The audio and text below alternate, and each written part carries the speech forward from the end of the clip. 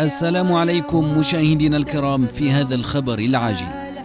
المرجو الإعجاب بالفيديو والاشتراك في القناة دعما لنا وليصلكم دائما كل جديد.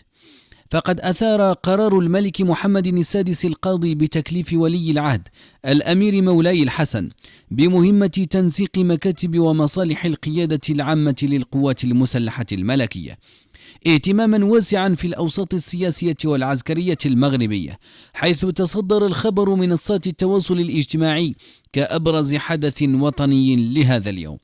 وتأتي هذه الخطوة الملكية لتعزز من حضور ولي العهد في صلب المؤسسة العسكرية، إذ تهدف المهمة الجديدة إلى ضمان انسجام وتنسيق العمل بين مختلف الأركان والمصالح التابعة للجيش المغربي، مما يعكس حرصا على ضخ دماء شابة في قمة الهرم القيادي العسكري تحت الإشراف المباشر للقائد الأعلى ورئيس أركان الحرب العامة.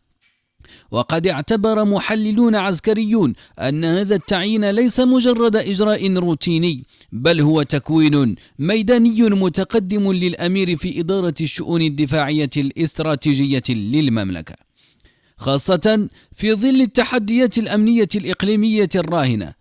وينظر إلى هذا التفويض كإشارة قوية على الثقة الكبيرة في قدرات الأمير الشاب الذي سبق وأن رافق والده في أهم اللقاءات العسكرية والاستقبالات الرسمية الكبرى.